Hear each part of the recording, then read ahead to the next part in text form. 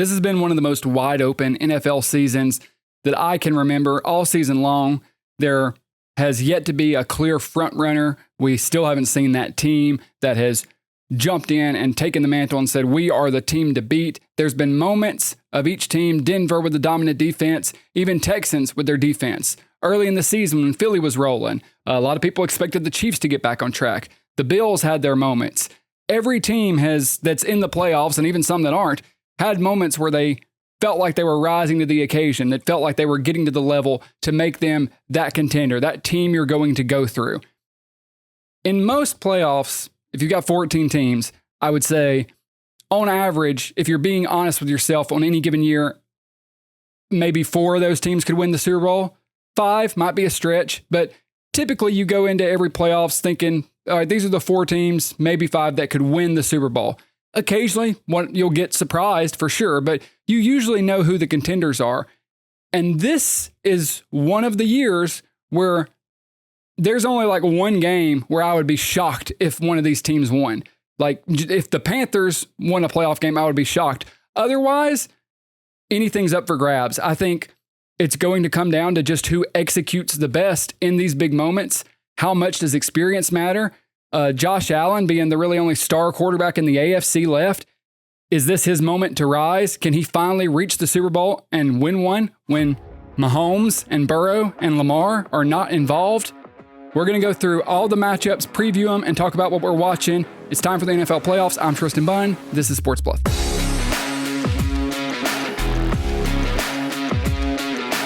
We're going to start with the least interesting matchup. Saturday at 4:30, you've got the Rams at the Panthers because the Panthers did win their division despite Tampa beating them. That Falcons-Saints game got the Panthers in. The NFC South, obviously the weakest conference, typically is. That's not something we're not used to. We thought Tampa was going to be good. I thought they were going to make a run for the Super Bowl, and they just fell apart the last half of the year, lost like 7 of their last 8, beat the Panthers, but barely, and nothing to write home about. The interesting thing about this matchup is that both teams have played already, and the Panthers beat the Rams earlier in the season. The thing was, that was a game where Matt Stafford had a pick 6. I think he had like 2 or 3 interceptions. He just had one of those games. The Panthers won it because of turnovers. And even then, like, they squeaked it out. It's not like they ran away with it.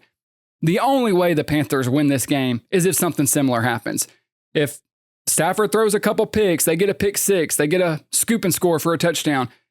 Some wild shit would have to go down for the Panthers to beat the Rams in this playoff game. It's unfortunate for Los Angeles that you fall into this position because you felt like you had a shot to win the division and even the 1 seed. And in the matter of like 2 weeks, that's kind of fallen apart and come away from you. However, out of all the matchups, if you're the Rams, go into the Panthers is probably the one you wanted to pull. You're not excited that you're not going to be home throughout the playoffs, but alas, that's how it is because they couldn't get it done against Seattle in that thriller on Thursday night. The Rams should run away with this game. It might look close, but I think fourth quarter they pull away. The Rams are a team I do think is a Super Bowl contender. I think they're legitimate. Obviously, you've got one of the best receivers in the league, Puka Nacua. You've got the MVP in Matt Stafford. I know there's a debate regarding whether it should be him or Drake May. If we're being honest about the MVP, I don't know how you could, with a straight face, look at me and say Drake May should be the MVP because Stafford had a bad game in primetime and now we're going to throw it out. If the MVP has turned into, okay, who has the best performance in primetime in week 14? Okay, well then maybe Drake May wins it. But if it's supposed to be, the MVP for the season, which we just all accept as a quarterback award, it should be Matt Stafford. He's got significantly more touchdowns. He's played, obviously, a way tougher schedule. And the Rams should take care of business against the Carolina Panthers. If they don't, it would be a tremendous upset. With that said, though, even though the Panthers won the NFC South and they've got the worst record of these playoff teams, you have to give Canales credit what he's done with the Panthers because they have been a laughingstock for years. To even get them to this point, despite how weak the division is, they still had to beat the Bucs with Baker Mayfield. So they got in the playoffs over Baker Mayfield. Dave Canales did that with Bryce Young. They're not a special team, but they are not just a team that's going to roll over and let you beat them by 20 like they used to be. Canales has them fighting and contending. I think they'll give the Rams a fight for the first half maybe, and then the talent discrepancy should just start to separate. The Rams should win this one going away. Second game on Saturday, the Packers at the Bears in prime time, Saturday night on Amazon Prime. A lot of people are going to have this marked as the most exciting playoff matchup. We've seen these teams play twice already, division rivals, Matt LaFleur versus Ben Johnson, Jordan Love versus Caleb Williams, and so much is on the line. Even though it's been a successful season for Chicago, I think it's exceeded expectations a lot of people had for the first year with Ben Johnson. I certainly didn't expect them to be this good and to be where they were contending for the 1 seed in the NFC.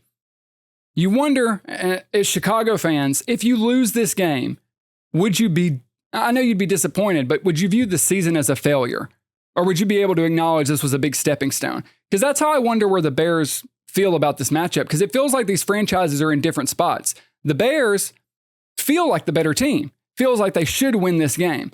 However, if they don't, I don't think anybody's going to be up in arms. Ben Johnson has delivered the best Chicago Bears season in a long time. Yeah, I think it's even better than the Trubisky seasons where they went to the playoff. This is a really special team that fights and knows how to win close ball games. That can be to their detriment because, as we've seen, they kind of take forever to put it on, and then late in the third, fourth quarter, they start to turn it on, make some plays, and get back in it.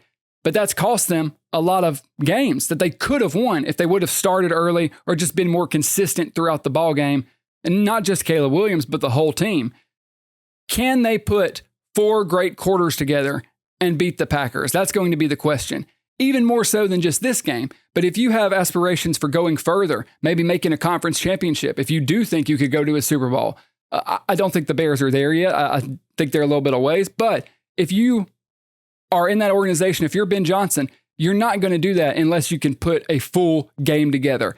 You would like to see it start here against an opponent you know really well. Another interesting facet to this game is that both teams are not hot right now. The Bears are coming off a 2-game losing streak. The Packers coming off a 4-game losing streak. That's not the way you want to enter the playoffs if you're Matt LaFleur and the Packers. You don't want to do it as the Bears, but maybe you feel a little bit better because you were in those games. You lost both late. The Packers got embarrassed by the Ravens 2 weeks ago, who couldn't even beat the Steelers. So I talked about the Bears side of it. Is this a big game for Ben Johnson as far as the fan base and everyone views him? I think win or lose, Bears fans view this season as a tremendous success. Yes, you would love to win. You'd be disappointed, but I don't think anybody's going to rake you over the coals if you lost to the Packers. On the other side, even though the Packers are the lower seed, even though they're going to Chicago, it feels like the pressure has to be on Matt LaFleur at this point. If you don't mind, please subscribe to the channel so you never miss out on a video. We're talking the NFL all season long. Back to the video. Now, I'm not on the fire Matt LaFleur train just because, one, I wouldn't even be there yet. Even so, I don't think there's a lot of great candidates out there. Like, if you fire Matt LaFleur, who are you going to get? Stefanski? Like, really? Who are we going after? We have to have a replacement. So I don't think that's on the table. I do think, even though it hasn't been a tremendous season for the Packers, and it really fell apart with the Micah Parsons injury, which is unfortunate because I thought before that they were Super Bowl contenders. I thought they could have won it all. Once you lose Parsons, I don't know if that's on the table. Clearly not the way they've been playing. But if you're Matt LaFleur, going into next year, it would be a lame duck season. That's only 1 year left on your contract. Most NFL teams don't do that. So the question is up in the air is, will he get an extension? Will they let him go? Well, Mike McCarthy, like a year ago when he coached on his final year of his contract, that just never happens. It's very rare. He's either going to get extended or he's going to be cut loose. I don't think he gets cut loose unless this game goes terribly. But you have to feel the pressure if you're with him, because in the Jordan Love era, you've made these playoffs and you've had moments, but you just couldn't put it all together. You had that win against Dallas, but you need more. This season, maybe he gets more of a pass because the Micah Parsons injury did kind of derail them, but you have to go in and fight, especially when you're facing a division rival who's a first-year coach and a second-year quarterback, and you've got your guy who you've had as your quarterback for a few years now. I expect, if I was, the owner, which they don't have an owner, but if I was the GM of the Packers, I would expect to win this game. It definitely come down to the wire. We've already seen them twice. We went to overtime. We won one of them. It's going to be exciting. These teams know each other really well. More pressure is on Green Bay and Matt LaFleur, in my opinion, because I think Chicago's just had such an exciting, electric season. I want to see really what the first half looks like. Can Green Bay go out there, punch them in the mouth, and kind of try to suffocate them.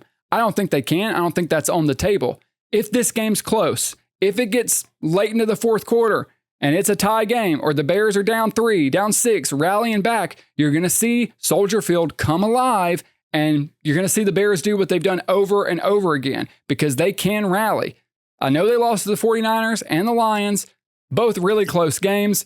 49ers game, they're one play. I mean, they're throwing for a game-winning touchdown at the end. Couldn't get it done. I think Chicago wins this game, and Green Bay is going to have to answer some hard questions about their coach. I think the Bears win this one in a tight one, maybe 24-21, 3-point game, I think, coming down to the wire.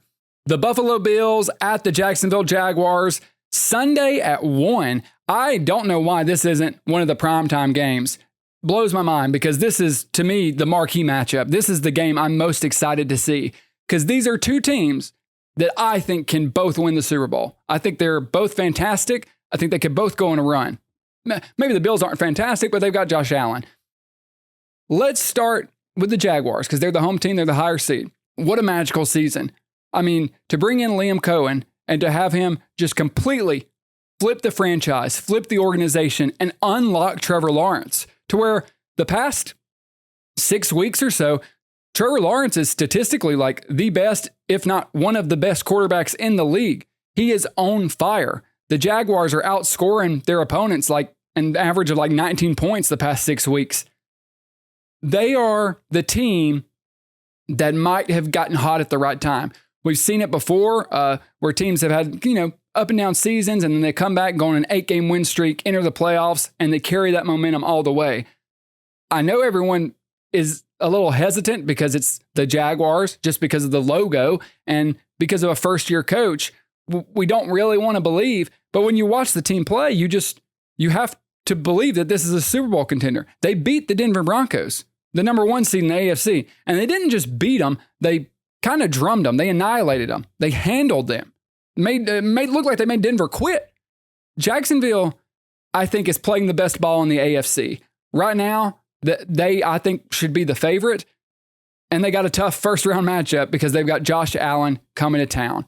What's so great about this one is because it's evident to me the Jaguars have the better team. Like, roster advantage goes to Jacksonville. Coaching advantage goes to Jacksonville, I think. I think Liam Cohen's been a better coach than Sean McDermott. Sorry, sue me. The defense, obviously better. Bills have their issues there. Skill position, Jaguars, everything. Bills have a better running back. But the Bills have Josh Allen. They have Superman at quarterback. And this is what we're all waiting to see. As, bumpy of a ride as it's been this year for the Buffalo Bills. Losing the division to the Patriots, having some really tough moments, getting stomped by the Texans. Can they rise to the occasion? Can Josh Allen put the team on his back and carry them to a championship? He tried to do it against the Eagles. I mean, they were really beat down. They couldn't do anything all game. And Josh Allen willed them back into it and would have won the game. He missed that last pass. That was totally on him, a mistake he doesn't make often. If the Bills are going to make any sort of run, if the Bills are going to make noise, like real noise, they need Josh Allen to have the playoff performance of his life. And no one's really talking about that the Bills have to go on the road for the first time. I remember, a couple years ago when the Chiefs had to do it, and that was like the number 1 storyline of the playoffs. Can Patrick Mahomes be on the road in the playoffs? And he went to Buffalo and Baltimore and beat them both, won the Super Bowl. Now Josh Allen's in that position. Can he go to Jacksonville and get it done? And if he handles business there, then can he go to New England or wherever he's going to have to go? It's going to be fascinating to watch because the Jaguars are a significantly better team. I mean, the Bills are very flawed, and the Jaguars are playing at an elite level right now. On paper, I think you have to give the nod to the Jaguars. The only reason you could even favor the Bills at all is that you think Josh Allen is going to go hero mode. Maybe he will. I just don't think it's going to be enough to overcome how good the Jaguars is. Maybe the experience ends up biting them. The first-year head coach, I know that's not usually a recipe for the Super Bowl, but I've watched this Jacksonville team for 7 or 8 weeks just handle everybody they play, take care of business, look efficient and spectacular on both sides of the ball. I think it's a close game, but the talent of Jacksonville overwhelms them. I think the Jaguars win this football game in the fourth quarter. And if so, do the Bills have to answer questions about Sean McDermott? Because the pressure, similar to what we said about the Packers-Bears game, where it feels like most of the pressure is on the Packers, I think the same thing here. The Jaguars have had an incredible season that really no one expected. I don't even know if Liam Cohen expected this.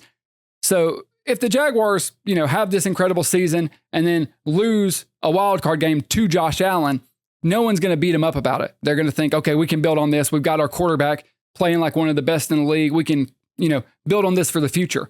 If you're Buffalo, I understand it's been talked about over and over, but this is the storyline. Josh Allen is going into the playoffs where he is not going to have to face Patrick Mahomes, Lamar Jackson, or Joe Burrow. That is a huge opportunity. I know the team is not fantastic, but we've seen great quarterbacks carry, subpar teams to the Super Bowl. He's going to have to do that. This is his moment. We don't know how many opportunities he'll get, not just without those quarterbacks in the playoffs against him, but how many more opportunities will he get at all? You never know. It never comes for free. Look what happened to the Chiefs this year. It all can go away. Josh Allen is one of the greatest talents we've ever seen play in this sport. This is, even though his team has issues, I think this is going to be his best chance to at least get through the AFC. I don't know if they could contend with whoever gets out of the NFC, maybe not. But this is their opportunity to get through the AFC, make it to a Super Bowl, and deliver to those Buffalo fans. It's all on his shoulders. The pressure's on him. I think he'll do his best. I think he'll rise to the moment. I don't know if he has enough guys that'll help him out. I think the Jaguars find a way to get this victory. Saturday afternoon, the 49ers go into Philadelphia to take on the Eagles. A great matchup with two teams that I don't really know what we're supposed to expect from this, because Philly is giving us the typical Eagles experience where, yes, their defense is dominant. Yes, they keep winning games, but their offense is anemic. I mean, look at the Buffalo game. They had their foot on Buffalo's throat. They could do nothing. The Bills could do nothing offensively. It was a disaster. They completely shut Josh Allen down. But the offense could only manage 13 points all game against the Buffalo defense. And then you let Josh Allen crawl back into it. You end up winning the game.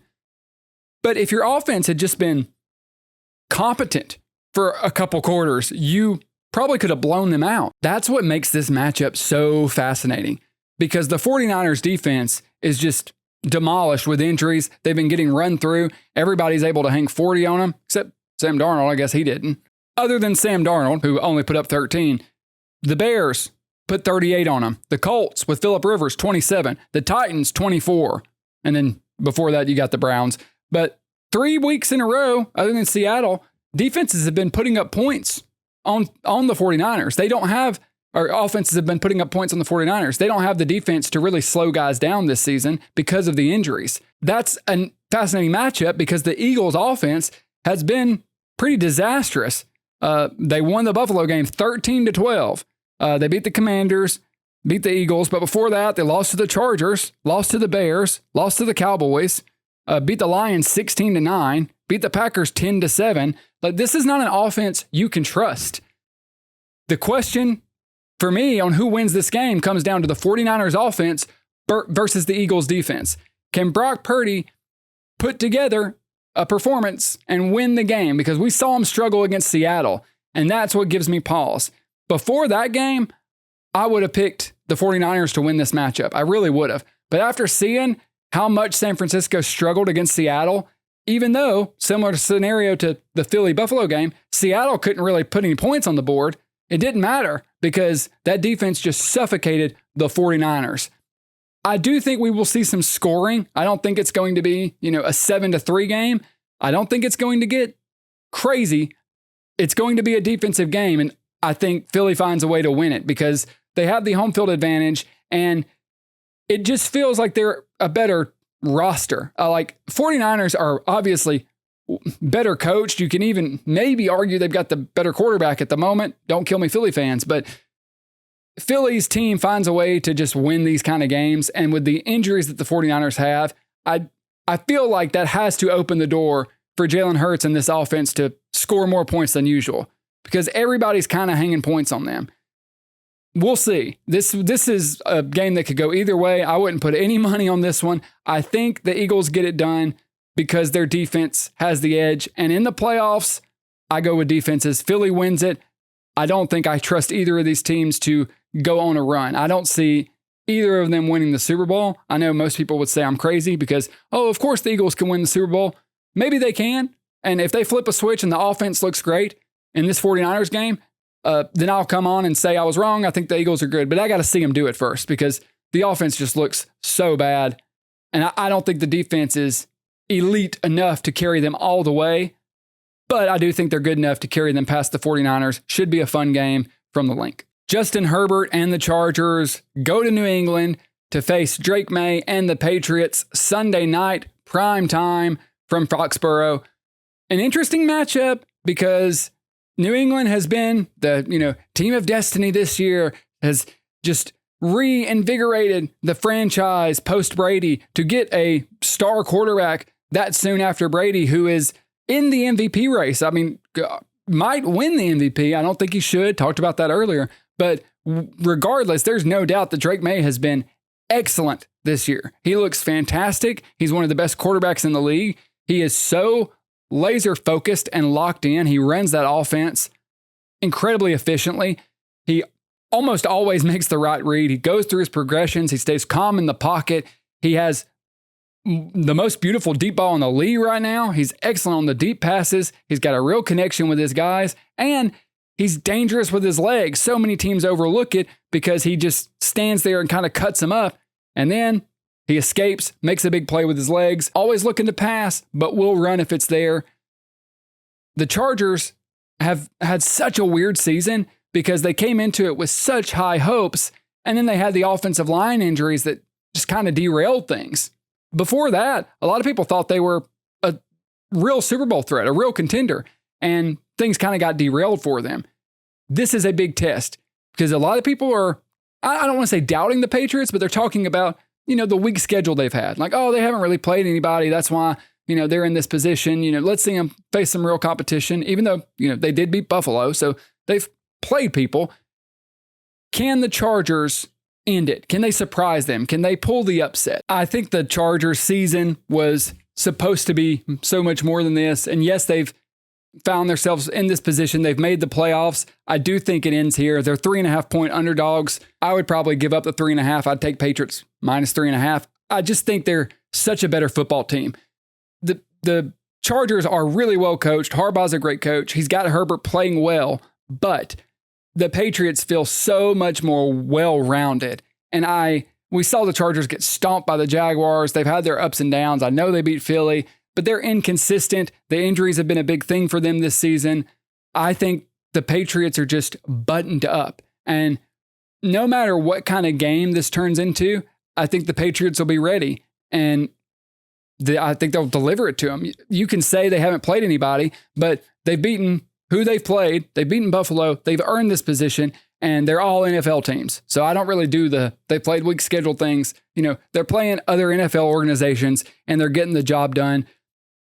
There was a time a couple weeks ago I thought maybe the Patriots were the best team in the league. I'm not there anymore, but they're still in the mix. I would not be shocked at all if the Patriots were the team that got out of the AFC and made it to the Super Bowl. I don't know if they would be my pick to do that. I think I would go with Jacksonville right now, but I think they are just better than the Chargers in so many aspects.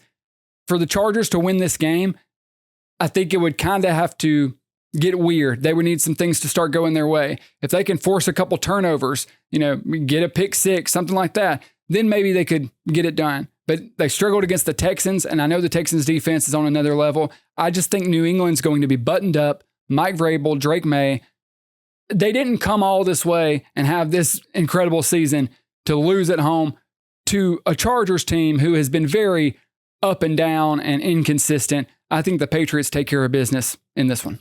The 12-5 Texans heading to Pittsburgh to take on the 10-7 Steelers. After the Steelers survived in a thriller against the Ravens, Baltimore misses the last field goal, the game-winning field goal to send them to the playoffs. They miss it, and somehow Mike Tomlin and the Steelers find a way to get back in the playoffs. anyone, if you've watched me before, I'll talk about the Steelers, and I've talked about Mike Tomlin. I've been saying for a couple of years I would have moved on from him because it's a very simple formula. Pittsburgh fans, I don't care. Every year, this is what's going to happen. Oh, going into the season, whatever storylines are circling, whatever our over-under is, we're going to win at least 9 games. We're going to make the playoffs. We'll sneak in, and then we're going to get demolished in the first round. The same exact thing is going to happen this year because it's what happens every year to the Pittsburgh Steelers. Aaron Rodgers has been fine. He's been solid. He has not uplifted the organization in maybe the way they thought he would. I don't know what they expected from his age. It's going to be cool to see Rodgers play one more playoff game in his career. I don't think he's going to come back. There is no way. I would be stunned, absolutely stunned, if Pittsburgh beats Houston with the way that Texans defense is playing. Aaron Rodgers, at his age, immobile, just not really able to move, and he's going up against this Texans defense with Will Anderson and Danielle Hunter. I'm sorry. There's no way I see that working out for Pittsburgh. I think the Texans are going to get after Rodgers. It's going to be a long day. Rodgers is going to know what's coming. He's not going to be caught by surprise, but it's going to affect the plays that he's calling at the line because, he basically calls the offense anyway. It's going to be quick stuff, trying to get the ball out, RPOs, quick slants. Maybe you'll get opportunity to shot.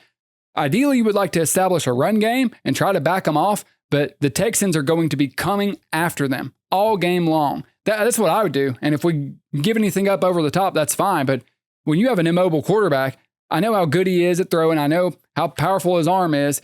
He's still, over 40 years old. He can't move. We've got 2 of the best edge rushers in the league. We've got arguably the best defense in the league. We are going to get after you. We just need, if you're a Houston Texans fan, you just want CJ Stroud in the offense to be competent and in a Bill Belichick way, do your job. If I was coaching the Texans, and I'm sure D'Amico Ryans is telling them the same thing, I'd say, guys, the defense will win this game for us. The offense just can't lose it. You just have to be smart, move the ball, win the field position battle, get me 2 touchdowns, and we probably win the football game, is what I think, honestly. I really think the defense is going to be that big of a problem for Pittsburgh. Maybe 3. He could get into the 20s each. I could see it happening. But I think if CJ Stroud is just patient, if he doesn't force anything, and he takes what Pittsburgh gives him, they play the field position game, the defense will find a way to win them the football game. When you're looking at CJ Stroud, he has a passer rating of 105.7 when he's clean and protected. When he gets pressured, his passer rating drops to 65.5. That's according to PFF.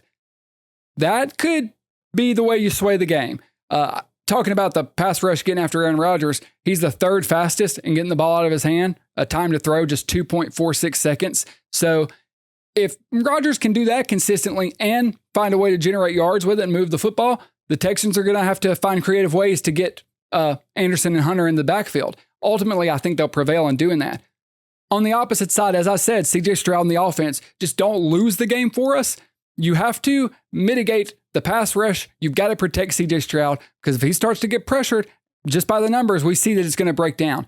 If early in the first quarter, we start to see the Steelers getting home, sacking CJ Stroud, that'll change the way I feel about this game. Right now, I do think the Texans will, find a way to win it because I think their defense is better, significantly better, and I think that matters in the playoffs. However, if the Steelers defense and Watt and Highsmith, they come to play and they're making big plays and they're getting to the backfield and CJ Stroud is scrambling for his life early, that might swing it the other way. So I think you can know in the first quarter, the end of the first quarter, definitely the first half, look at the pressures, the sack rates, who is getting more, because that really could determine the game. Which defense is able to get to the quarterback and affect him more often?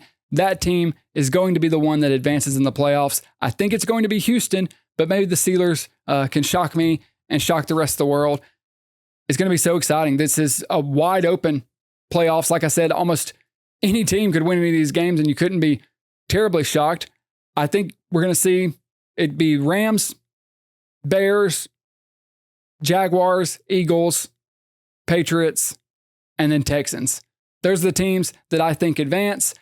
and we'll see what happens after that. Obviously, it will not go as we all expect it to because it's the NFL. It's the greatest TV show in the world. Things never go exactly like you think they will. I'll be back after the playoff games to recap them and talk about the divisional round matchups. Enjoy it. Playoff football. This long season has come to this point. This is what we've all been waiting for, but soak it up because we've only got a few weeks left, and then it's the off season. I'll see you guys next week. Be safe. Goodbye.